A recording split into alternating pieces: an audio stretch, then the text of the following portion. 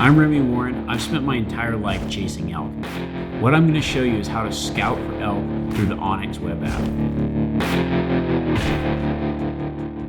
When you're looking at a map, topo lines and satellite imagery only go so far. So now I'm going to dive into the onX Hunt app layers. What that's going to do is give me a better picture of the country that I'm hunting and what I'm looking at.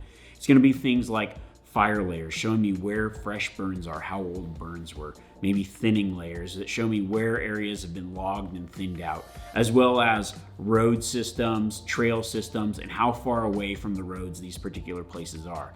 I can use all that to narrow down my search in my area and identify and get a better picture of what I'm looking for. So let's look at the map right now, and I'm going to show you exactly how I use some of these layers while I'm scouting from home. So now what I'm going to do is I'm going to jump in and start turning on some of these layers and really help identify places in the unit to hunt.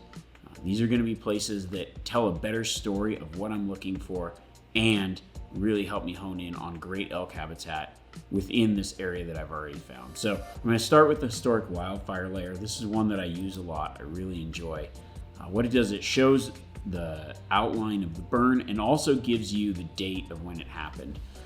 The good thing about that is it can tell you how productive a burn is. Maybe the burn was 20 years ago. Well, at that point, it's already gone past its prime. It's starting to get probably encroachment of small trees and other things that make it not as productive as some of these other burns. So when we think about a burn, well, why is a burn important for elk?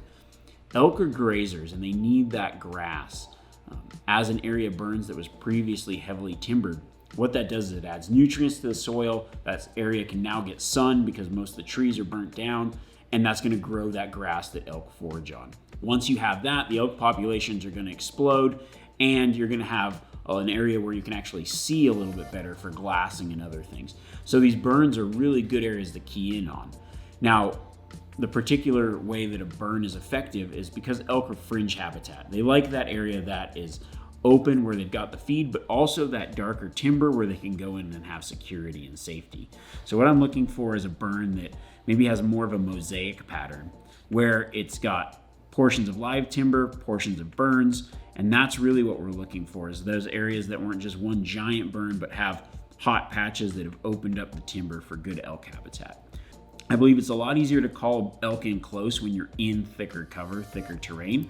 So I sometimes avoid the burns but hunt the edge of them or find areas where there's live timber. These thinned areas were cut in 2013. Here's an older one, 2015, 2017.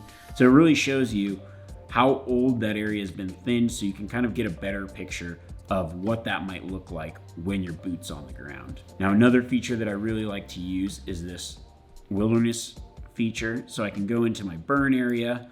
I particularly like to hunt in areas where I might be further away from people. I'm not necessarily being messed with on people on roads and other things. I like to hunt on foot. So I use this wilderness feature a lot. That really shows me the boundaries of, hey, there's gonna be no one driving back here. I might have an area to myself if I have to hike in a little bit further, and paints a better picture. These are all things that are specifically designed for hunting that topo maps and satellite maps do not address. And this is stuff that I use regularly when I'm hunting a new area, when I'm scouting from home. It really helps me understand what this area is going to look like and key in on those places that I like to hunt. I hope that gives you a better understanding of how I use these layers.